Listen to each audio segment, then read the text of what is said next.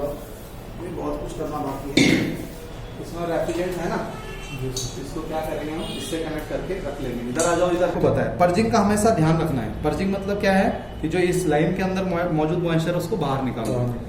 तो अभी ये लाइन हवा में थी, हमने कनेक्ट करी, इधर तो रेफ्रिजरेंट का प्रेशर है इस लाइन में, कोई मॉइस्चर नहीं आएगा, लेकिन इसमें आ सकता है। तो क्या करेंगे, इस वाल को खोलने से पहले हम यहाँ से इसको लूज और टाइट करेंगे। ठीक है, ये वाल हमने खोला, ये थोड़ा सा लूज करके टाइट कर दिया, तो जो भी मॉइस्चर इसके अंदर था वो निकल गया है। इसको हम बोलते हैं पर्जिंग। क्या बोलते हैं इसको? पर्जिंग। अभी टाइट है। अब क्या होगा, जैसे हम मशीन चलाएंगे तो रेफ्रिजरेंट का प्रेशर डाउन आएगा। कितना आएगा, कितना यहाँ पे और रेफ्रिजरेंट का जरूरत होगा, है ना। उसके बाद क्या करेंगे, अगर ये कितना डाउन आ रहा है, फिर हम सक्शन प्रेशर हमको चाहिए ना, तो हम इधर से इस वाल को धीरे धीरे खोलेंगे। तो इधर से क्या करेगा, सक्शन साइड में है ना कंप्रेसर की, तो कंप्रेसर यहाँ से वेपर रेफ्रिजरेंट को सिलेंडर में से खींचेगा, तो वेपर रेफ्रिजरेंट हमारा टॉप अप होता रहेगा। ठीक है, अब हम इसको चेक करके रखेंगे। मोड ये रहा, देखो मोड, इसको मोड को क्या रखना है, देखो ड्राई है, ये फैन है, ये हीट है और ये है कूलिंग। तो इसको क्या करना है, कूलिंग मोड पे रखना है कभी भी। ठीक है, किस पे रखना है, कूलिंग मोड, ये रहा कूल मोड।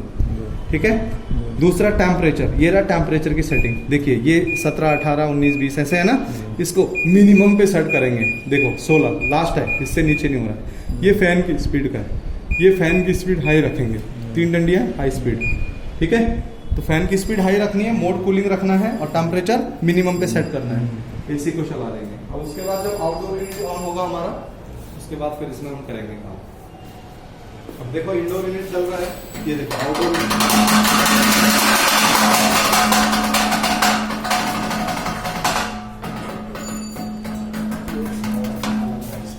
लग रहा है, इसको लग रहा है।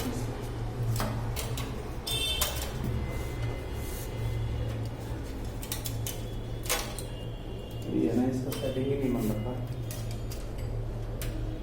आगे चला लो इसको, चला घुमा, चला वाइब्रेट होता ना, इसलिए बात कर रहे हैं। जुगाड़ ऐसा कर देंगे, बांधना पड़ेगा तार से कुछ करके ऐसे लड़ाई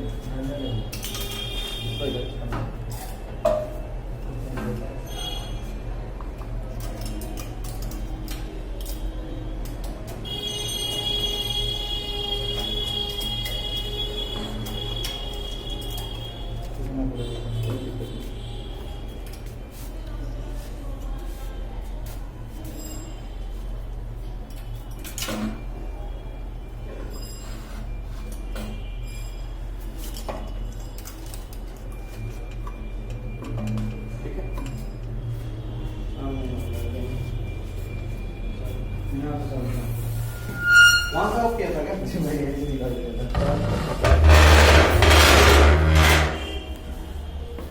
ब्लैक इधर लगा लो, रेड उधर लगा लो।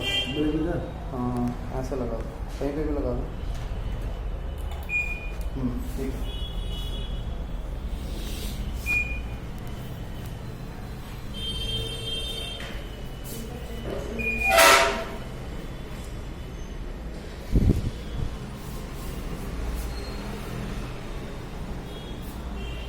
हवा तो बढ़िया दे रहा है।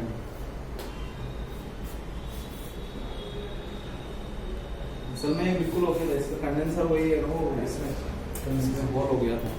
देखिए कितना देर में ऑन होता है वो, लगभग 2.5 से 3 मिनट में, है ना। तो इसीलिए हम कहते हैं ना कि रेफ्रिजरेशन साइकिल हमेशा इवापोरेटर से स्टार्ट होती है।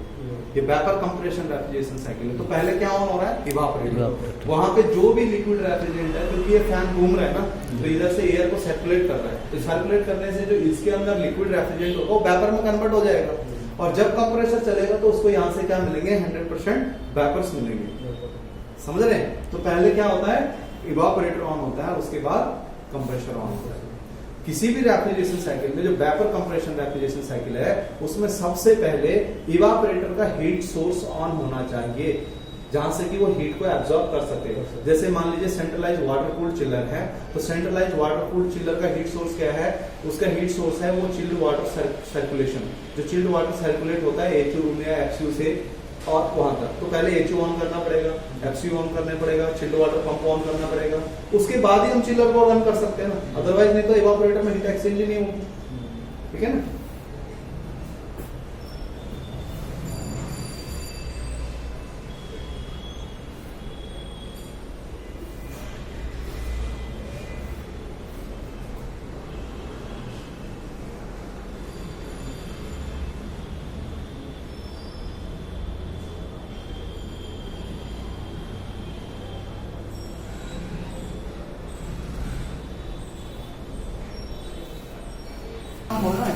देखिए ये क्या हो रहा है, तुरंत डाउन आ रहा है ना, इसका मतलब प्रेशर का। अब देखिए इसको खोलेंगे तो क्या होगा, यहाँ से खींचेगा, ठीक है, यहाँ से ये खींचेगा। तो ऐसे जब इसको बंद करेंगे तो तब इसके अंदर कितना प्रेशर है वो बताएगा, और जब इसको खोलेंगे तो यहाँ से ये वेपर रेफ्रिजरेंट को खींचेगा। तो ऐसे हम क्या करेंगे, कब तक ये सुई इसको बंद करने पर यहाँ पे नहीं आ जाती जहाँ पे कि हमको प्रेशर चाहिए। अगर हम R22 टॉप अप कर रहे हैं तो यहाँ पे हमको 70 से 75 चाहिए, R134 कर रहे हैं तो हमको 39-31 के आसपास चाहिए। तो उतने पे जब ये सुई स्टेबल हो जाए बंद करने पर इस केज को, तो मतलब हमारा वेपर इसमें ऊपर टॉप अप हो गया। समझ रहे बात को। इसके अलावा ये लाइन को देखिए, ये देखो ठंडी हो रही है, जरा देख रहे हैं।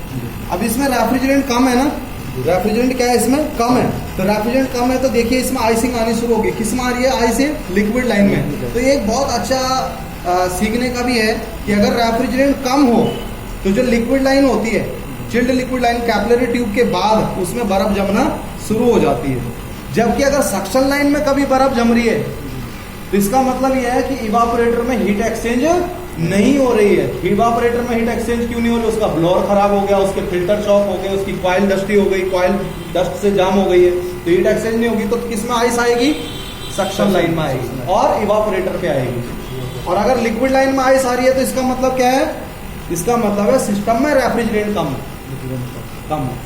ठीक है, क्यों कम हुआ, कोई लीकेज हो गई है या पहले से कम टॉप अप किया है, ठीक है। तो तब हमने इसमें रेफ्रिजरेंट वेपर टॉप अप करने होते हैं। वेपर टॉप अप करने का मैंने आपको बताया कि आपने ये गेज यहाँ से वाल्व को ओपन करना है, वेपर खींच लेगा। लेकिन इसमें एक क्या प्रॉब्लम होती है कि जब वेपर टॉप अप होते हैं, देखिए सिलेंडर को नीचे हाथ लगाना, क्या हो रहा है, चिल्ड हो रहा है ना, तो ये ठंडा होने लगता है। ठंडा होने के कारण क्या होता है, जो इसमें वेपर वो ज्यादा से ज्यादा लिक्विड बनता है। तो तब क्या करना है, इसको कुछ देर के लिए धूप में रखना है, या तो फिर क्या करना है, इसको गर्म पानी के टब में रख देना, एक बाल्टी में गर्म पानी करना, उसमें इसको रख दो, तो साथ के साथ वेपर बनता रहेगा, तो वेपर हमारे फटाफट टॉप अप होते रहेंगे। और जैसे यहाँ पे उतनी सुई उतनी रीडिंग आ गई जितना कि हमको चाहिए, हमारा वेपर रेफ्रिजरेंट टॉप हो गया। उसके बाद क्या करेंगे, उसके बाद इस लाइन को हटा दीजिए यहाँ से, इसकी आवश्यकता नहीं है। तो सबसे पहले अगर इस लाइन को हटाना है तो पहले क्या करेंगे, पहले हम इस वाल्व को बंद कर लेंगे। क्या करेंगे, इसको बंद करेंगे, सिलेंडर का वाल्व पहले बंद करेंगे। तो इस सिलेंडर का वाल्व मान लीजिए हमने बंद कर दिया, ठीक है। सिलेंडर का वाल्व बंद करने के बाद में फिर क्या करेंगे, ये जो गेज है ना, ये वाला, इसको भी हम क्या कर देंगे, बंद कर देंगे। ये भी बंद कर दिया। ये बंद करने के बाद इस सिलेंडर को हटा दीजिए, ठीक है, सिलेंडर को हटा दिया। उसके बाद में चेक कीजिए रूम में कूलिंग वगैरह सब कुछ बढ़िया है कि नहीं है, सब कुछ अगर ठीक ठाक है उसके बाद एसी को बंद कीजिए, बंद कीजिए रिमोट से। अच्छा, दोनों ये चलता रहेगा, 175 रहेगा गैस, ये साइड, तो कौन सा दोनों चिल्ड रहेगा, दोनों चिल्ड रहेगा। ये ज्यादा चिल्ड रहेगा, ये थोड़ा कम रहेगा। यहाँ से चिल्ड आएगा ना, देखिए इधर आइए, इधर आओ थोड़ा, आप रेफ्रिजरेशन साइकिल को ही समझ लो। देखो ध्यान से, ये कंप्रेशर है, ठीक है, ये इसकी सक्शन लाइन है और ये डिस्चार्ज लाइन है, ठीक है। तो यहाँ से डिस्चार्ज होकर रेफ्रिजरेंट आ रहा है। आप इसके हाथ लगाओ जरा, ऐसे थोड़ा छू के रखो इसको, आप पकड़ के रखो हल्का सा। ये हल्की सी गर्म है अभी, क्योंकि रेफ्रिजरेंट अभी कम है, हल्की सी गर्म है। ये यहाँ जाने के बाद में यहाँ पे हीट एक्सचेंज होती है अच्छे से। ये फैन इसकी हीट को रिजेक्ट कर देता है कंडेंसर से, कंडेंसर के द्वारा रेफ्रिजरेंट की हीट रिजेक्ट होती है, रेफ्रिजरेंट लिक्विड में बदल जाता है। अब वो लिक्विड कहाँ आता है, यहाँ से आएगा और इसमें आएगा कैपिलरी ट्यूब में। तो कैपिलरी ट्यूब से पहले देखिए यहाँ पे हाथ लगाइए, लगाओ ना, क्योंकि देखना चाहिए, लगाओ, ठंडा लगाओ, ठंडा का है, हल्का का है, ठीक है, ओके। अब इस कैपिलरी ट्यूब के बाद हाथ लगाओ लाइन पे जरा, बस ये इतना सा ट्यूब है जो इस लिक्विड को एक्सपेंड करते हैं, उसको इतना चिल्ड कर देती है। बट यहाँ पे और यहाँ पे फर्क देखिए तुम, यहाँ पे ये दोनों पे, यहाँ पे उंगली लगा लीजिए, यहाँ पे लगा लीजिए, बीच में ये ट्यूब है, और पल्ली तरफ लगाइए, इस पे इधर वाला छोटा सा ही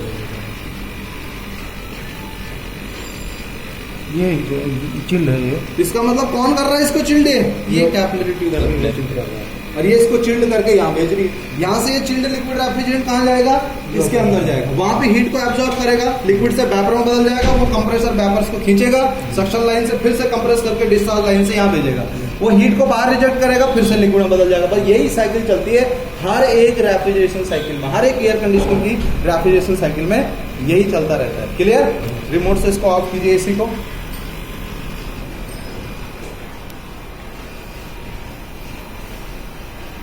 ऑफ का बटन होगा, ऑफ हो गया। ठीक है, जैसे ही स्टैंडिंग प्रेशर है, कौन सा प्रेशर दिखा रहा है ये? स्टैंडिंग, क्योंकि इस टाइम में मशीन क्या है, बंद हुई है। तो स्टैंडिंग प्रेशर क्या है, वो पूरा इसको गेज को आप यहाँ पे लगाएंगे तो इतना ही बताएगा, यहाँ पे लगाएंगे तो इतना ही बताएंगे, यहाँ कहीं पॉइंट है तो उतना ही बताएगा। लेकिन रनिंग में क्या होगा, डिस्चार्ज प्रेशर अलग होगा, सक्शन प्रेशर अलग होगा, लिक्विड लाइन का प्रेशर अलग होता है। वो डिपेंड करता है वहां पे कितना टेम्परेचर, उस टेम्परेचर के हिसाब से प्रेशर होता है। क्लियर? ठीक है, तो कभी करना है टॉप अप कर लोगे ना? ठीक है, इसके बाद फटाफट तेजी से इस लाइन को ऐसे खोल के हटा दीजिए। इसको डेड प्लग लगाना चाहिए, डेड प्लग यहाँ पे अच्छे से लगा दीजिए, टाइट कर दीजिए। ये लाइन को हटाइए, क्लाइंट को हैंड ओवर कीजिए, अपना पैसा लीजिए, चलते बने। रिपोर्ट साइन करवा दीजिए, बात खत्म कि हमने क्या क्या काम किया।